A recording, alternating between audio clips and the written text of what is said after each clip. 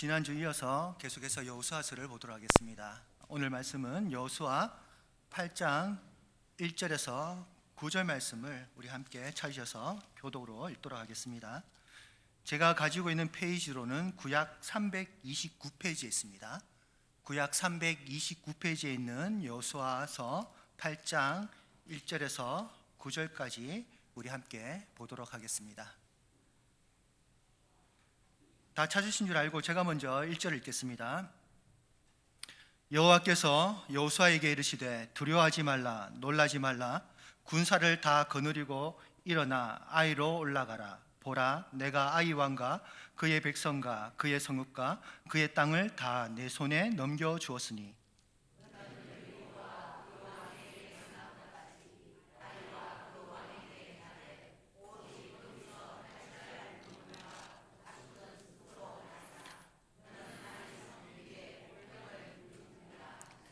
이에 여호수아가 일어나서 군사와 함께 아이로 올라가려 하여 용사 3만 명을 뽑아 밤에 보내며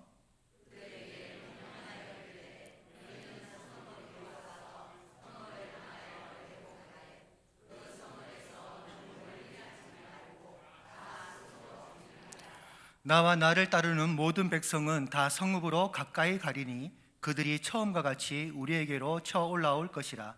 그리할 때에 우리가 그들 앞에서 동항하면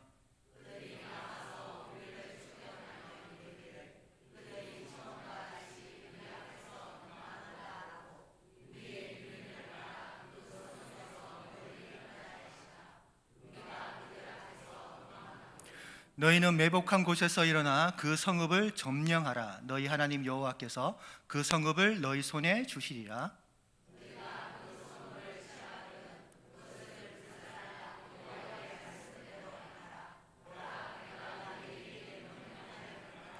함께 읽겠습니다. 그들을 보내매 그들이 매복할 곳으로 가서 아이 서쪽 베델과 아이 사이에 매복하였고 여호수아는 그 밤에 백성 가운데서 잤더라. 아멘.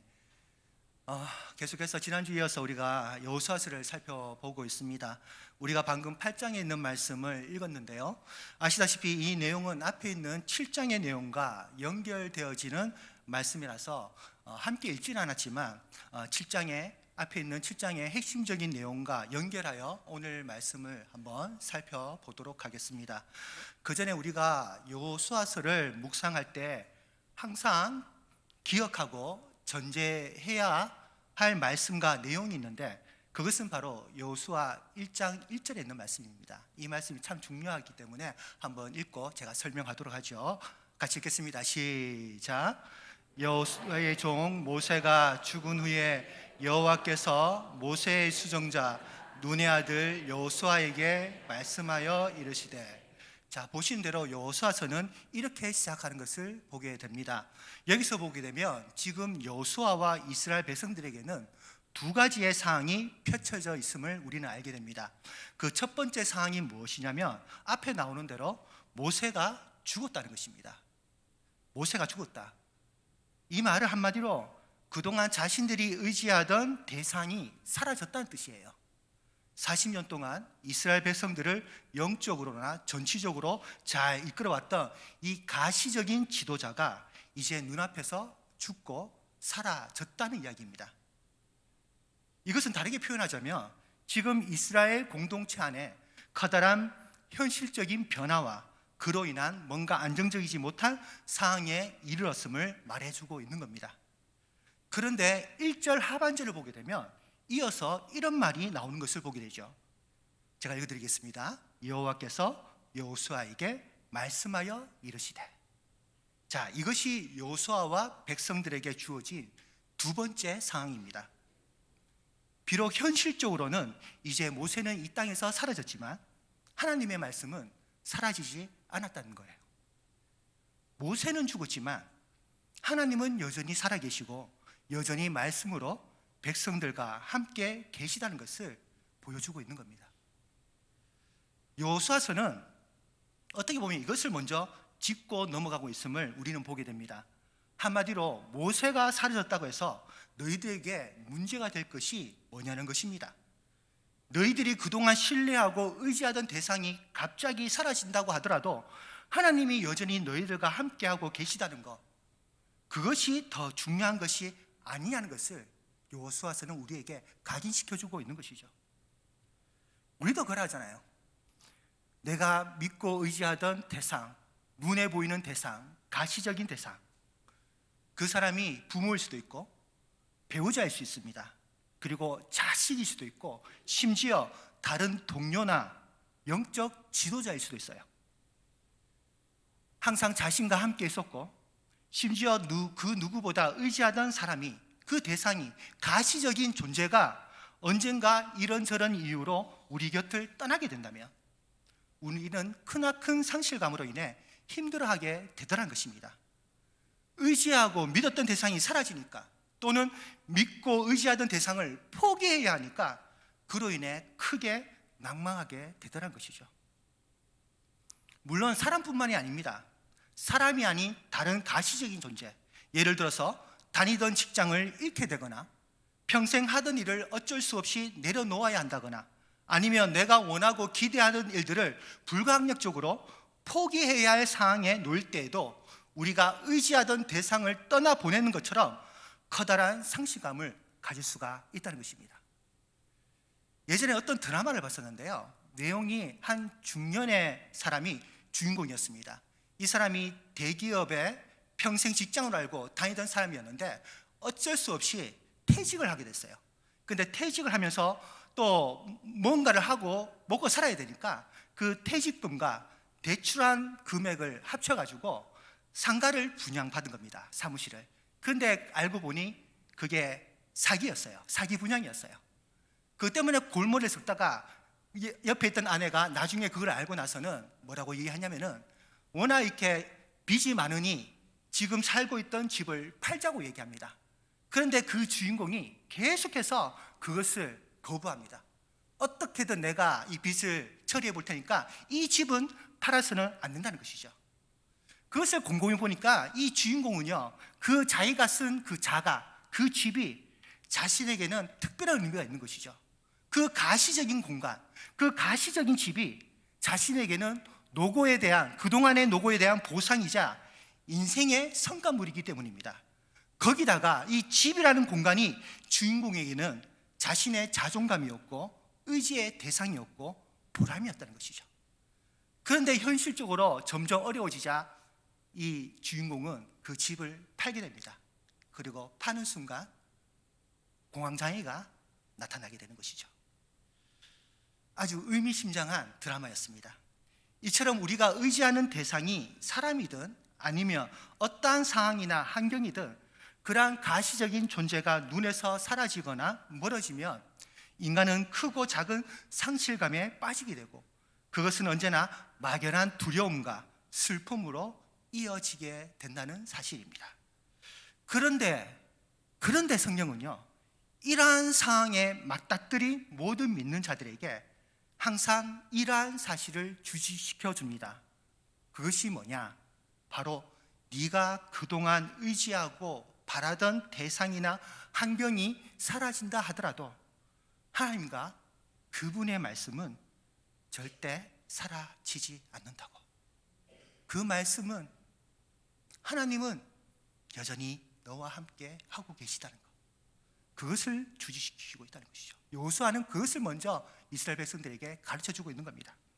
여러분, 우리가 믿음을 갖고 살아간다는 것이 무엇이겠습니까? 그저 하나님께 내가 열심히 기도하면 무엇이든 응답해 주실 거라는 것을 믿는 것, 내가 무언가를 열심히 하면 하나님께서 그 일을 이룰 수 있도록 힘주시고 도와주시고 능력 주실 거라는 것을 믿는 것, 이것이 믿음인가요? 물론 이것이 믿음의 한 부분이라고 말할 수는 있습니다. 하지만 성경이 궁극적으로 가르쳐주는 믿음은 이러한 요소들을 말하는 것이 아닙니다.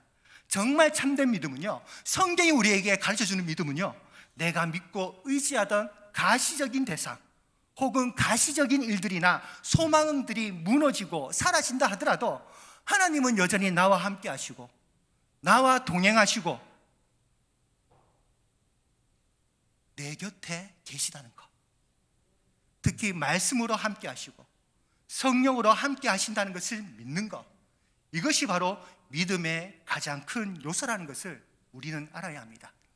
오늘 우리가 살펴보고 있는 여호수아서는 이것을 먼저 가르쳐주면서 이야기를 시작하고 있어요. 비록 너희들이 그동안 믿고 의지하던 가시적인 지도자 모세는 이제 죽고 없지만 눈에 보이지 않는 하나님은 여전히 함께하고 계시다는 것입니다. 그러니 그 하나님을 믿고 이제 가나안 전쟁을 치르라는 것이죠. 너희들의 전쟁, 너희들의 영적인 전쟁을 좌우하는 것은 어떠한 뛰어난 리더십이 있느냐, 아니면 월등한 물리적인 힘과 능력이 있느냐, 거기에 달린 것이 아니라 너희가 지금도 여전히 여호와 하나님의 말씀을 확실히 믿고 순종하고 있느냐, 어떠한 상황 가운데서도 하나님께서 너희에게 주신 언약을 끝까지 믿고 나아가고 있느냐, 거기에 성패가 달려있음을 가르쳐주고 있다는 사실입니다. 성령 여러분, 제가 왜 이것을 계속해서 강조하고 있느냐면요, 여호수아서에 나오는 모든 가나안 전쟁은 항상 이것을 전제하고 기억하면서 감당해야 하기 때문입니다. 그리고 이것을 알고 있어야 오늘 살펴볼 여호수아 7장과 8장에 나오는 이 아이성의 전쟁도 제대로 이해할 수 있기 때문이죠. 다들 내용을 알고 계시겠지만 앞에 7장을 보시게 되면 이스라엘 백성들이 가나안 땅에서 두 번째로 치르게 되는 전쟁, 곧 아이성과의 전쟁에서 크게 패하는 것을 보게 됩니다. 첫 번째 전쟁이 여리고 전쟁은 그렇게 완벽하게 승리를 거두게 되었는데 아이성에서의 전쟁에서는 무참하게 패하고 말더라는 거예요. 그렇다면 우리는 여기서 이스라엘 백성들이 왜 아이성과의 전쟁에서 패하게 되었는지를 구체적으로 살펴볼 필요가 있습니다. 여호수아 7장을 보게 되면요, 우리는 이스라엘 백성들이 전쟁에서 패하게 된 직접적인 이유와 감정적인 이유를 동시에 발견할 수 있어요. 먼저 직접적인 이유는 우리가 잘 알고 있는 아간의 죄 때문입니다. 그 내용이 분명히 7장에 기록되어 있어요. 여호수아 7장 11절입니다. 제가 읽어드리겠습니다. 잘 보시기 바랍니다.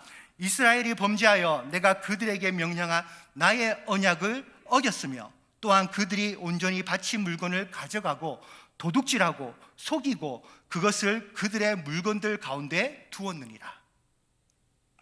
이것이 바로 이스라엘이 전쟁에서 패한 1차적인 이유입니다. 아직 여호수아와 백성들은 잘 알지 못하지만 백성들 중에 누군가가 하나님의 명령을 어기고 물건을 함부로 취한 죄를 저질렀다는 것입니다. 불순종의 죄죠.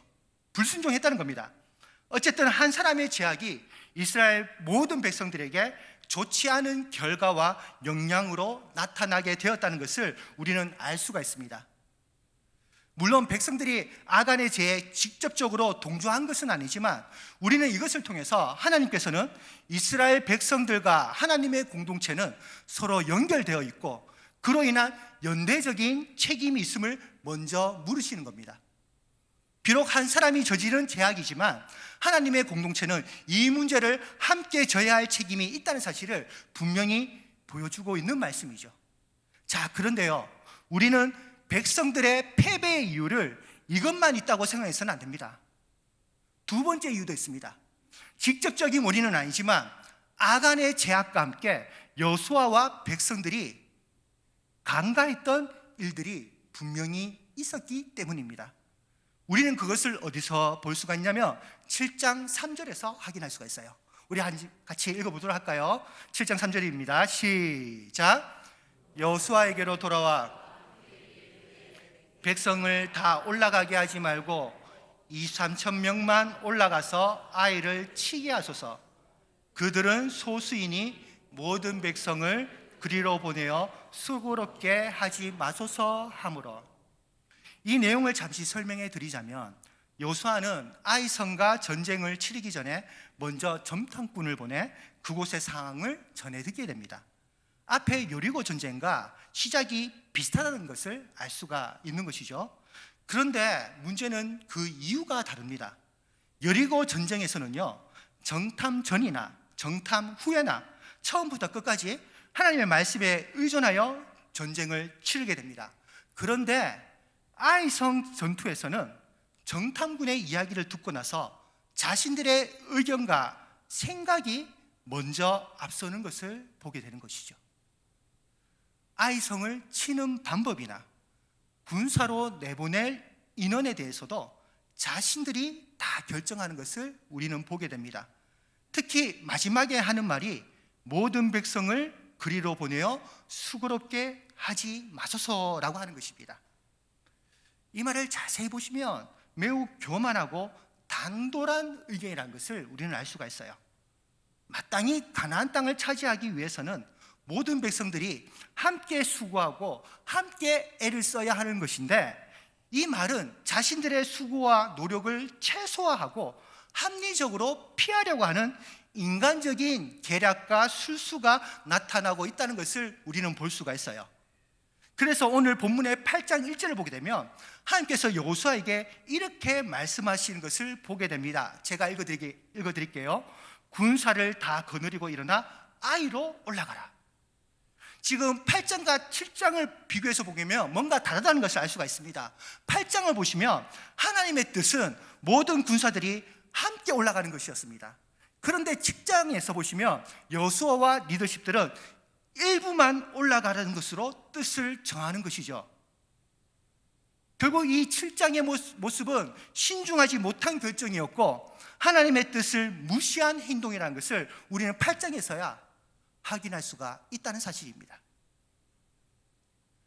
그리고 이와 더불어서 지금 이들은, 여호수아와 그리고 리더십들과 백성들은 아이 성과의 전쟁을 매우 가볍게 여기고 있다는 사실입니다. 여리고 성보다 훨씬 작고 인구도 몇 배나 작은 이 성을 차지하는 것은 매우 당연한 것이라 생각하면서 전술을 짜고 있더라는 거예요.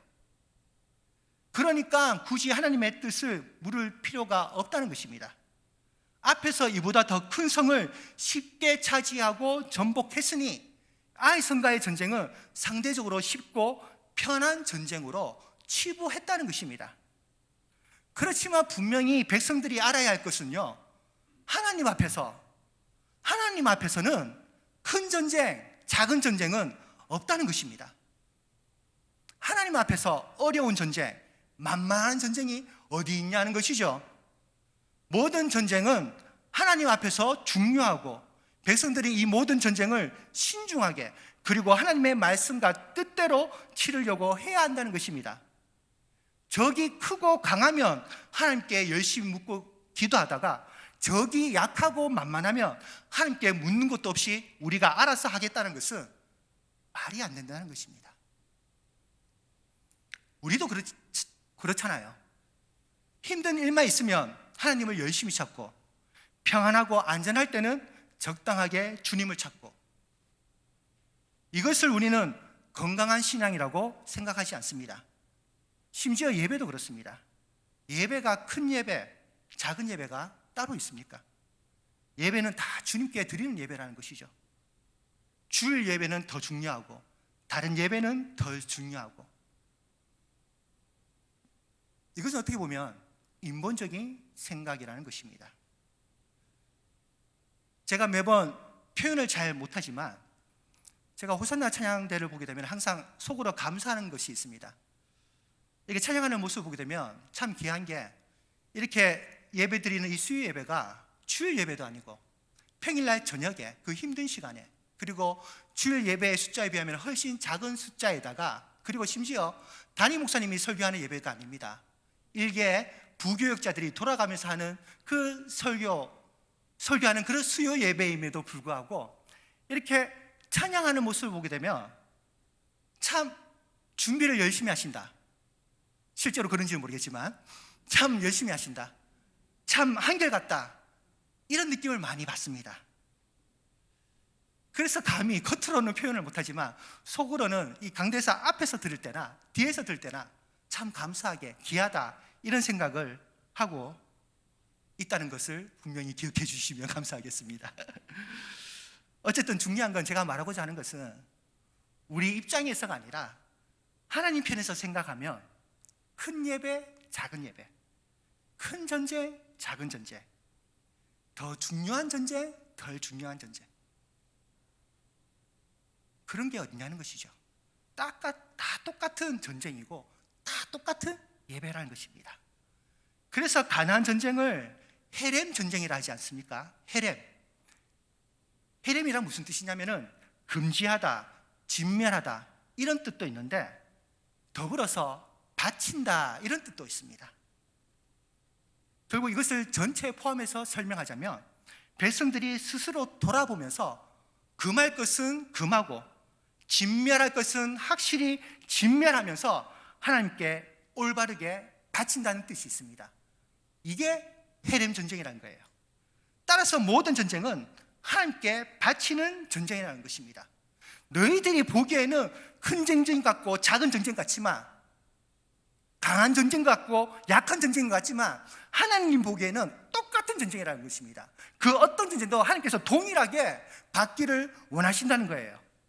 그렇기 때문에 백성들은 아무리 작은 민족과 싸우는 전쟁이라 하더라도 큰 민족과 싸우는 것처럼 신중하고 거룩하고 말씀에 순종하면서 싸워야 한다는 것이죠. 그런데 여호수아와 백성들은 이것을 간과하였고 결국 전쟁에 패할 수밖에 없었다는 것입니다. 따라서 우리는 이것을 통해 다시금 알 수 있는 것이 하나님의 전쟁, 특히 하나님의 일을 함에 있어서 결과보다 과정이 참 중요하다는 것을 알 수가 있어요. 이스라엘 백성들에게 있어서 정말 중요한 것은 그저 승리를 만들어내고 땅을 빨리 차지하는 데에 있는 것이 아니라 자신들이 어떠한 마음으로 이 전쟁을 하나님께 올려드리고 있는지, 그리고 공동체 전체가 여전히 하나님과 그분의 말씀을 경외하고 있는지를 살펴보면서 점검할 필요가 있었다는 것입니다. 아간의 경우도 그러하죠. 공동체 안에 분명히 아간의 죄가 들어와 있었는데도 불구하고 여호수아와 백성들은 이러한 것들을 살펴볼 생각도 없이 그저 급하게, 그저 빨리 다음 전쟁만 생각하고 그 전쟁에서 또다시 이길 생각만 하고 있었다는 것입니다. 우선순위가 바뀐 것이죠. 따라서 아이성 전쟁에서의 패배는 단순히 아간의 죄만 있는 것이 아니라 여호수아와 이스라엘 백성들 전체의 문제에서 비롯된 것임을 우리는 알아야 한다는 것입니다. 어쨌든 이러한 사실을 간과하고 커다란 패배를 맛본 여호수아가 그제서야 하나님께 엎드리는 것을 보게 됩니다. 먼저 7장 5절을 보시게 되면 이런 내용이 나오죠. 제가 읽어드리겠습니다. 여호수아가 옷을 찢고 이스라엘 장로들과 함께 여호와의 궤 앞에서 땅에 엎드려. 하나님의 언약궤 앞에 여호수아와 장로들이 땅에 엎드렸다는 것입니다. 이것은 하나님의 말씀이 있는 언약궤 앞에 엎드렸다는 것은 자신을 반성하고 하나님의 말씀을 집중해서 듣겠다는 행동이죠. 그리고 이어서 9절을 보게 되면 여호수아가 이렇게 말을 꺼냅니다. 주의 크신 이름을 위하여 어떻게 하시려 하나이까. 이것은 하나님의 뜻을 묻고 있는 겁니다. 하나님의 뜻을 묻는다는 것은 이 전쟁이 하나님의 뜻에 달려 있다는 사실을 깊이 인정한다는 것이죠.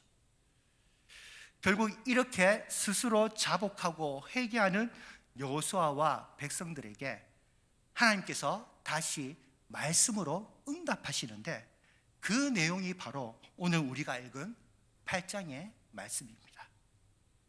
여기서 보게 되면 우리는 여전한 하나님의 은혜와 신실하신 역사를 발견할 수 있는데요. 그 내용들을 한번 살펴보도록 하겠습니다. 먼저 우리가 앞에 읽었지만 1절을 보게 되면 여호와 하나님께서 여호수아에게 먼저 이렇게 말씀하십니다.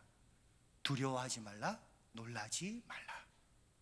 잘 알고 있는 말씀이죠.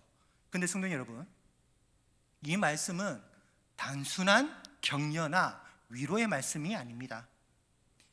이보다 더 깊은 뜻이 내포된 그런 말씀이에요. 왜냐하면 두려워하지 말라, 놀라지 말라는 말씀은 그전에도 여러 번 여호수아가 들었던 말씀이기 때문입니다. 대표적으로 신명기 1장 21절을 보게 되면 모세가 가데스 바네아에서 점탕꾼을 부를 때 두려워하지 말라, 놀라지 말라고 전합니다. 이때 여호수아가 점탕꾼으로 나가게 되는 것이죠. 이때 두려워하지 말라, 무서워하지 말라, 놀라지 말라는 말씀을 듣게 됩니다. 한번 같이 읽어보도록 할까요? 신명기 1장 21절 말씀입니다. 시작.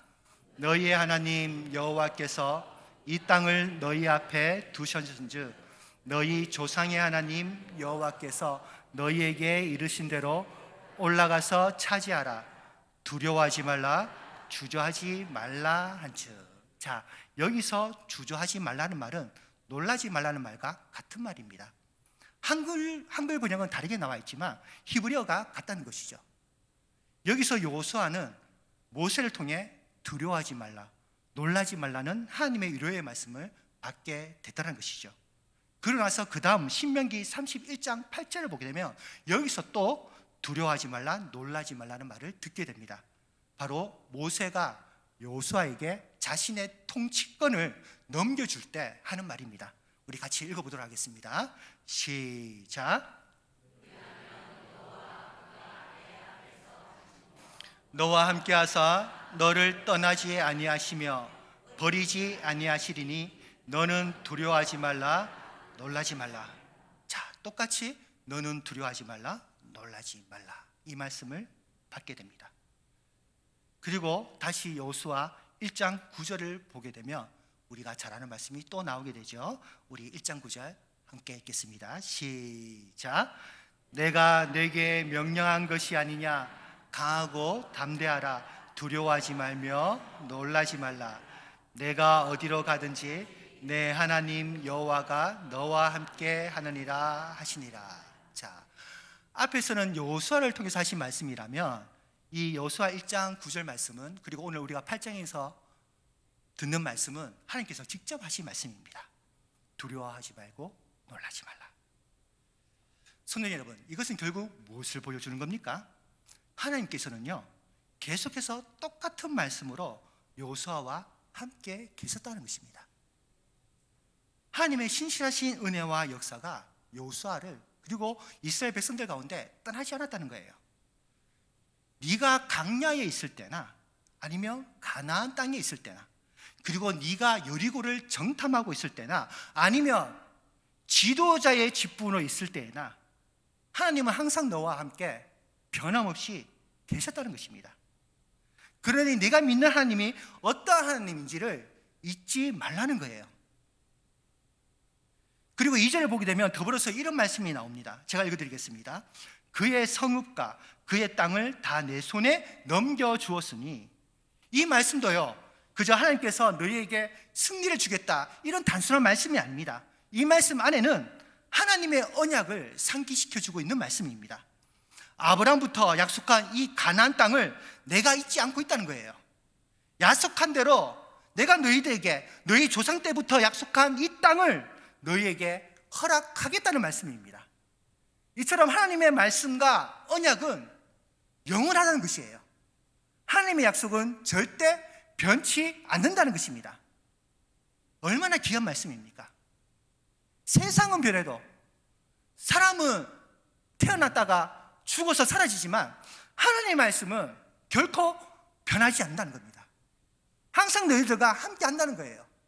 이것을 네가 끝까지 잊지 말라는 겁니다. 그래서 두려워하지 말고 놀라지 말라는 것이죠.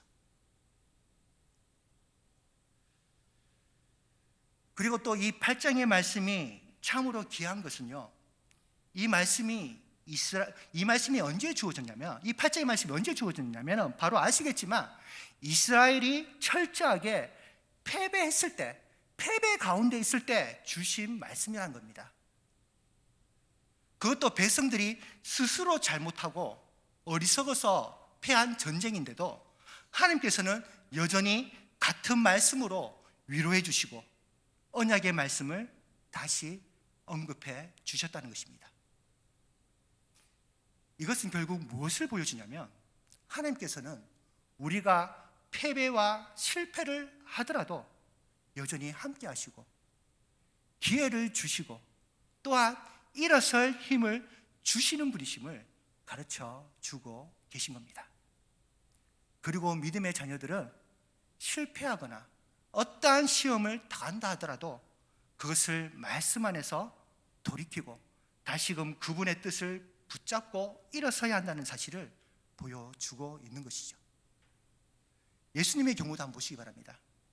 예수님이 붙잡히실 때 제자들은 하나같이 도망을 갖췄고 심지어 예수님을 버렸습니다.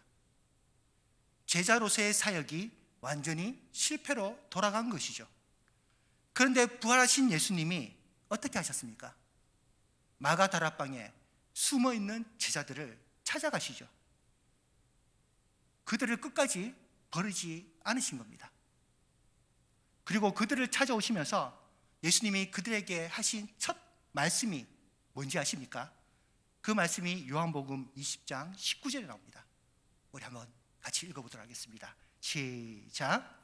이날 곧 안식 후 첫날 저녁 때에 제자들이 유대인들을 두려워하여 모인 곳에 문들을 닫았더니 예수께서 오사 가운데 서서 이르시되 너희에게 평강이 있을지어다. 아멘. 너희에게 평강이 있을지어다.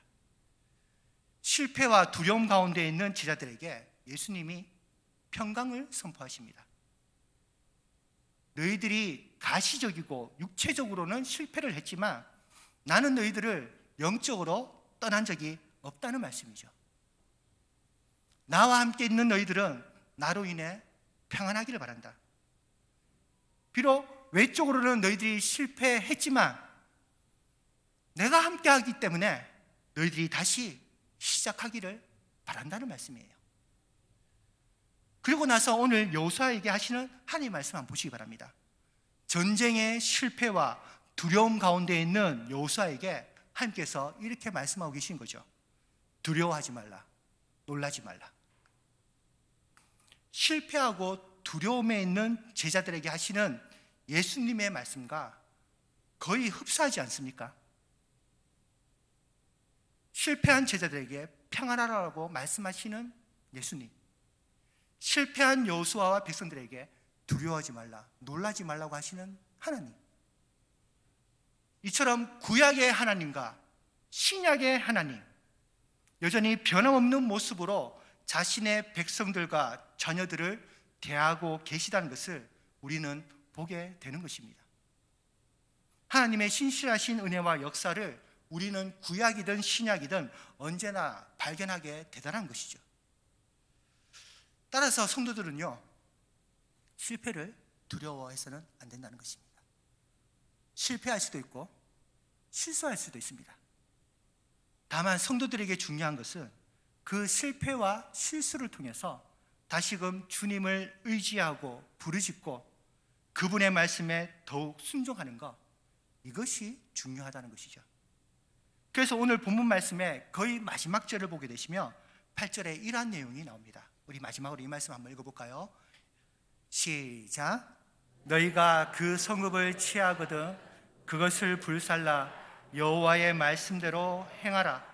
보라, 내가 너희에게 명령하였느니라 하고. 자, 마지막에 다시 말씀으로 힘을 얻은 여호수아는 백성들에게 말씀대로 행하라고 명령을 합니다. 결국 우리에게 중요한 것은 말씀입니다.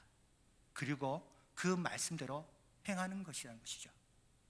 우리가 성공을 하든 실패를 하든, 우리가 잘 나가든 잘 나가지 못하든, 우리가 평안하든 아니면 이런저런 시련과 어려움이 있든 주님께서 우리에게 원하시는 모습은 무엇이겠습니까?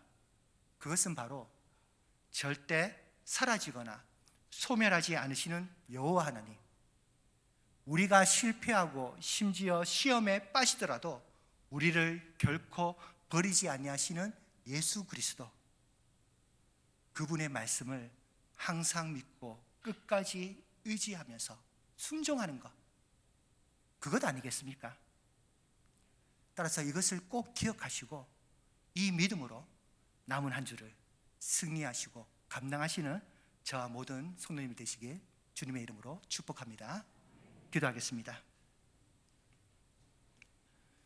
살아계신 하나님 아버지, 오늘도 우리에게 말씀으로 함께 하시니 감사와 찬양을 올려드립니다. 세상 속에서 여전히 실패하고 자주 넘어지는 우리들이지만 다시금 오늘 말씀을 통하여 여전히 우리에게 두려워하지 말며 놀라지 말라고 말씀하시는 그 신실하신 주의 음성을 우리가 듣게 하여 주시옵소서. 보이는 것에 미련을 두기보다 보이지는 않지만 영원하신 하나님의 은혜와 사랑에 우리의 마음과 소망을 맡겨드릴 수 있도록 주님 도와주시옵소서. 그리하여 우리의 믿음이 결코 연약하고 우유부단한 믿음이 아니라 성숙하고 장성한 분량의 믿음으로 자라날 수 있도록 주님 도와주시옵소서. 그리고 무엇보다 주님을 위해 우리가 올려드리는 모든 예배와 모든 섬기는 일들에 있어서 감히 함부로 작거나 사소한 일이라 생각하지 않고 모든 일에 우리의 진심과 마음을 담아 그리고 주님의 뜻과 영광을 위해서 기쁨으로 올려드리는 우리의 예배와 우리의 섬김이 다 될 수 있도록 주님 축복하여 주시옵소서. 거룩하신 예수 그리스도의 이름으로 기도드립니다. 아멘.